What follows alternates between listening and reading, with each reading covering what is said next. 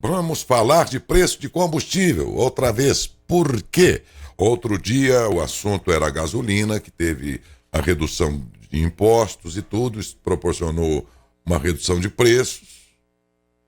Quanto ao diesel, aí é uma situação, parece que, de preço alto irreversível, embora tão necessário, a economia brasileira vai pagar caríssimo esse preço altíssimo que vai ficar, mas enfim. Mas dali em diante, a questão era o álcool. E, inclusive, o setor da produção estava preocupado porque, nessa redução de preço da gasolina, o álcool teria perdas aí em relação à preferência do consumidor. E logo o álcool sustentavam eles, cuja opção das usinas era produzir álcool. Se eles soubessem disso, produziriam açúcar, então, em lugar do álcool, né? E acreditaram no álcool e abasteceram as nossas reservas internas e tudo, para de repente encontrar na gasolina, por uma redução que se aplicou a ela naquele momento, um concorrente, não diria que um concorrente desleal, mas do modo como aconteceu, seria uma deslealdade no comparativo dos dois combustíveis. Tanto isso é verdade que naquele dia nós entrevistamos o presidente da Canasol, Luiz Henrique Cabelo de Oliveira, e ele falava que eles estavam empreendendo no sentido de conseguir também alguma redução no preço do álcool para que eles pudessem continuar concorrendo com os produtos que estão aí sendo industrializados e é exatamente para consumir que eles fazem. Então, como é que fica? E a redução veio. Ontem de manhã, aqui no programa mesmo, nos momentos seguintes ao anúncio pelo governo do estado da redução do ICMS no etanol, a gente já noticiava ontem cedo, momentos depois em que o governo também fez o anúncio. Mas, e daí nós lembramos, vamos saber agora se essa redução que o governo acredita que deve chegar à ordem de cerca de 17 centavos por litro na bomba, terá também o mesmo trâmite que teve, por exemplo, a gasolina. De dias depois, o consumidor percebeu que o preço foi baixando mesmo até o patamar esperado. Luiz Henrique Cabelo de Oliveira, presidente da Canasol, muito obrigado mais uma vez pela sua deferência e pela sua gentileza com a gente mais uma vez, viu? Bom dia. Bom dia, Daécio. Bom dia a todos que nos ouvem, nos assistem, nos seguem através das mídias sociais da Saudade FM. E um grande abraço a todos vocês. É uma satisfação falar com vocês a respeito de um assunto tão importante para a nossa região. A possibilidade de que o preço caia para o consumidor em cerca de 17 centavos o litro, isso torna o álcool de novo concorrente direto da gasolina? Sim, claro. Não tem a menor dúvida. Resgatando a conversa que nós tivemos da última vez, a grande questão era uma questão de impostos, né? Uma questão tributária, né? Porque o ICMS é um imposto que impacta em muito no preço das mercadorias, em especial dos combustíveis, né? Então nós tínhamos um ICMS de cerca de 25% sobre a gasolina e que, por força de uma lei, ele precisou ser reduzido ao redor de São Paulo, foi 18%, né? Obviamente isso, ao reduzir o valor do preço de venda na bomba da gasolina, cria uma dificuldade em relação ao etanol, já que existe uma paridade de preços entre gasolina e etanol, em relação à bomba, obviamente, de torno de 70%, né? Como não houve a redução do ICMS do etanol, naquele momento o etanol se tornou muito pouco competitivo em relação à gasolina. Porém, como já conversado na outra vez, houve toda uma mobilização do setor e também, obviamente, junto ao Congresso Nacional. Nesse caso, a gente deve elogiar o trabalho do senador Fernando Coelho, de Pernambuco, né, que trabalhou a chamada PEC 15, que criou o sistema de competitividade do etanol, e que é um sistema de subsídios, enfim, não seria subsídio, mas de compensações tributárias, para que os estados também reduzissem o etanol sem perda de arrecadação. E, por fim, o que aconteceu é aquilo que você mencionou: o etanol. O ICMS do etanol no estado de São Paulo ontem foi reduzido para 9,57, restabelecendo a competitividade desse tão importante combustível para a nossa economia e para o meio ambiente, de sorte que, a partir de agora, nós acreditamos que entramos novamente num clima de normalidade para os consumidores. Eu confesso a você, Luiz, que não li o documento do Estado autorizando essa redução. Então, mas sim, o básico da decisão a gente sabe, mas não li o documento no sentido de que não vi a data de validade, o período dessa redução. E quando a gente fala num ano eleitoral, tem tanta coisa boa, aparentemente boa, acontecendo aí, de reduções, de tudo mais e tal, que num ano eleitoral eles concedem até muitas vezes com certa facilidade, mas a gente às vezes não presta atenção no período em que isso valerá. E em ano eleitoral, muita coisa só vale até dezembro, em janeiro pipoca tudo outra vez. Então eu pergunto a você, essa decisão, isso é de modo permanente, duradouro, ou tem tempo para acabar e não vai demorar muito? A redução? Não. Esse programa de competitividade do etanol é um programa a longo prazo, né? E que deve garantir a competitividade desse biocombustível. Lembrando que o Brasil, na PEC, ou melhor, na COP, que é a Convenção das Nações Unidas para o Meio Ambiente, até eu ouvi um pouquinho da sua exposição antes de nós conversarmos em defesa do meio ambiente, o Brasil assumiu metas bastante importantes de redução de emissão de gás carbônico, né? Então, essa redução tributária está no ensejo também do incentivo da produção de biocombustíveis. E isso deu uma base legal para que os biocombustíveis sempre tenham um tratamento diferenciado em relação à questão tributária, quando se comparados aos combustíveis fósseis. Tá? Então, essa PEC que foi aí tão maltratada pela classe política da oposição e até alguns órgãos de imprensa, chamaram PEC do desespero, PEC do não sei o quê. Na verdade, ela obviamente traz algumas questões que fogem à questão nossa aqui do combustível, mas ela traz importantes alterações legais sobre a sustentabilidade da produção de biocombustíveis, tá? E os impactos a gente, obviamente, observará ao longo desses anos, né? E é a garantia de que o biocombustível sempre terá um tratamento tributário diferenciado em relação ao combustível fóssil, que é aquele que emite gás carbônico e obviamente, acentua os efeitos do estufa, né? Luiz, resolvida essa questão, aparentemente, né? Ajustada esta situação da gasolina e do álcool, resta o diesel, que nós sabemos perfeitamente bem que são custos que depois oneram tudo que nós consumimos. Afinal, boa parte do que se transporta de insumos, de produtos nesse país é feito através de uma frota que roda a óleo diesel. Ironicamente, a própria frota das usinas, né? Também rodam com diesel, né? O que vai acontecer nesse setor, sabendo-se que se o sujeito não tem, se a grande maioria não tem um carro diesel, um caminhão a diesel, será que for a diesel, mas também ele paga sob a forma de custos de transporte sobre tudo e qualquer produto que ele compra. Na realidade, ele paga o preço desse diesel caro. O que vai acontecer com o diesel, hein, Luiz?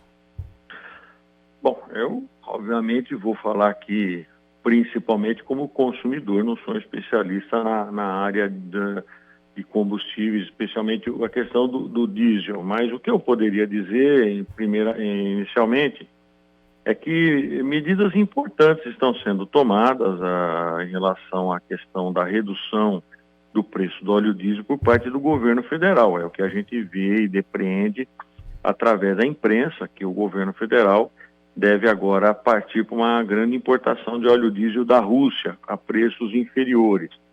O grande problema aí é que o Brasil é um grande produtor de petróleo, porém ele não tem capacidade de refino para suprir as necessidades do país. Isso foi consequência de erros cometidos por governos anteriores, que construíram refinarias que não acabaram, refinarias que ao final da obra custaram muitas vezes do que foi planejado, né? Então, há um bom tempo atrás, isso não é uma novidade para quem participa, pelo menos em parte dessa situação, é que o Brasil precisava tomar uma decisão. Ou ele construía novas refinarias para aumentar sua capacidade de refino, já que o Brasil é autossuficiente em petróleo, aliás, é exportador de petróleo. Ou ele construía refinarias para refinar esse petróleo, ou então ele fazia um sistema misto. Ele era um produtor de petróleo, refinador, mas complementava a sua necessidade, a sua demanda, através de importação de derivados de petróleo. Parece que essa decisão, por um momento, foi a mais interessante, porque havia uma disponibilidade muito grande de derivados no mercado internacional. Porém, nós tivemos nos últimos 2 anos a questão da pandemia e a questão agora mais recente da guerra na Ucrânia, em que as cadeias de suprimento foram totalmente afetadas, né? Temos um desarranjo global das cadeias de suprimento, o preço de derivado subiu abruptamente, não é só no Brasil que estamos tendo problema de oferta de combustíveis, né? Por exemplo, a Europa está com problema de gás, né? Porque a Rússia está cortando o suprimento de gás lá na Europa, né? Então é um momento de tribulação. O que a gente pode observar, então, em termos, vamos dizer, momentâneos, é que o governo brasileiro tenta um suprimento mais barato para tentar abaixar o valor desse combustível aqui tão importante para a economia, né? Já que o diesel está na base da nossa economia. Em relação ao nosso setor, o que nós temos aí de novidade é que as usinas têm investido numa nova tecnologia de produção de gás metano através da vinhaça. A vinhaça, aqui na região, muita gente chama de garapão, né? Aquele líquido que sai da fabricação de etanol, é a vinhaça. Essa vinhaça, ela é fermentada através de digestores e produz gás metano. E já existem usinas, já com usinas, com usinas de gás metano mesmo. Esse gás ele é engarrafado e supre caminhões. Nós já temos frotas de caminhões tocados a metano. É um projeto ainda inicial, né? É um projeto inicial, mas mostra, sem dúvida nenhuma, a importância do setor sucroenergético e do setor de biocombustíveis na inovação. Então, nós não paramos no etanol, né? Essa é a boa notícia para a gente trazer para a nossa população. Nós não paramos na fabricação do etanol. Hoje, existe o etanol de segunda geração, que é o etanol que ele é produzido através do bagaço da cana. Existe já há algum tempo a cogeração de energia elétrica também do bagaço, né? Existe a questão aí do metano. Então, existem novas tecnologias que estão sendo desenvolvidas para um aproveitamento energético melhor da cana. Então, a cana que, vou fazer uma pequena brincadeira, a cana que era de açúcar vai ser cana de energia agora, certo?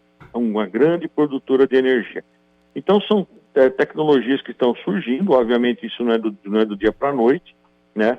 Mas nós temos boas plataformas de produção. Outra novidade, para quem não está assim no setor muito atento, é a questão do veículo híbrido, né? Nós temos 2 tipos de veículos híbridos, um já está funcionando, a Honda tem, ou melhor, a Toyota tem um, que é um carro híbrido, ele tem um motor a etanol, a combustão, que toca um gerador, e o carro, na verdade, é um carro elétrico. Quer dizer, o que faz o carro andar são motores nas rodas, motores elétricos nas rodas.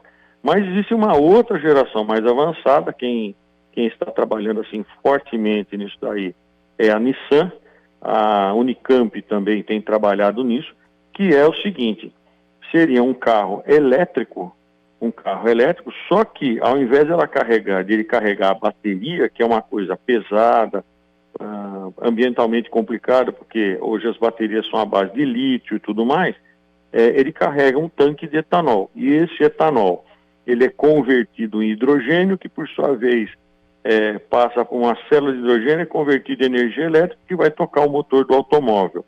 Então, nós estamos aí numa fronteira de novas tecnologias, né, todas elas ambientalmente limpas e desejáveis, né, ao passo que a Europa, por exemplo, está passando para a eletrificação de toda a frota sem ter suprimento de energia elétrica.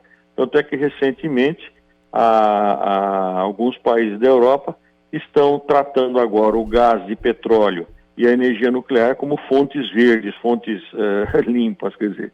Então estão tentando, vamos dizer, dar um remendo na terminologia para ver se passa alguma coisa, mas quem tem a matriz energética, já tem o Brasil, a matriz energética sustentável, renovável, o Brasil só tem a ganhar com isso daí, seja pelo etanol, mas seja por as outras fontes também, que é a energia eólica, a energia solar, e tem a hidrelétrica, que estamos aí já bem à frente, né? Muito bem. Luiz, no caso da gasolina, assim que houve a redução do imposto, não demorou muito para que o preço reduzisse sensivelmente nos postos, né? Mas também a gente vinha além de um preço alto, de um aumento naqueles dias anteriores a essa redução, que também foi considerável sobre o preço da gasolina, né? Agora, no caso do álcool, a gente via que por conta, inclusive, dos dias anteriores aí, em que a gasolina passou a ter um preço menor e concorrer muito fortemente sobre o álcool, também o álcool nas bombas já por si só já ficou mais barato. Daí a minha pergunta, sendo assim, não lhe parece que essa redução agora do imposto vai ser um pouco mais lenta, mais difícil de ser percebida, porque o álcool já estava com seus preços, digamos, contidos por essa disputa de preço com a gasolina? É uma pergunta que você faz em relação sempre à ponta, ao consumidor, né? Isso. O que você disse realmente é o que vai acontecer, porque nada vai fazer fugir da relação de preço entre gasolina e etanol, que é 70%. O grande balizador do preço do etanol é a gasolina, né? Então, esteja onde estiver a gasolina, o etanol tem que ficar em torno de 70% do preço da gasolina. E isso que a gente tem visto ao longo dos anos. E ao longo de todo esse período nosso aqui. Às vezes um pouquinho mais, às vezes um pouquinho menos. Hoje parece que está em torno de 67%. O que nós vamos separar aí é a questão de imposto, que é uma coisa que vai para o governo, da parcela de comercialização dos postos, do ganho da distribuidora e o que sobra para a usina, né? Essa é um conflito distributivo que vai surgir a partir do preço, da formação de preço na ponta. Ou seja, o consumidor é que vai determinar isso daí. Então, que ocorre? Essa redução de ICMS talvez não passe tanto para a bomba, tá? Porque Entendi. Já houve a redução em prejuízo do produtor de etanol. Entendi. Quer dizer que na prática pode ser que o consumidor não vá perceber, como no caso da gasolina, esta redução, porque o preço do álcool na prática já está contido em função do desconto que foi dado antes para a gasolina. Talvez a gente não vai perceber esses tais 17 centavos a menos. Pode ser que não, né? Na bomba. Embora nós estejamos em plena safra, né? Em plena safra e a lei da oferta e da procura continua forte, né? Então, obviamente, existe uma oferta muito grande de etanol no mercado, Ok, né? tá, bem entendido. Luiz, muito obrigado, viu? Luiz Henrique Scabelo de Oliveira, presidente da Canasol, com quem nós conversamos sobre a decisão de ontem do governo do estado, anunciada ontem de manhã, de que haveria essa redução no preço do álcool, que na prática para o consumidor talvez não chegue pelas razões já ditas aí. Mas vamos aguardar o decorrer aí dos dias. Luiz Henrique, muito obrigado mais uma vez, tenha um bom dia. Pela gentileza, agradeço. Satisfação da Aécio e a todos que nos seguem e nos ouvem. Um grande abraço. Outro abraço. Luiz Henrique Scabelo de Oliveira, presidente da Canasol.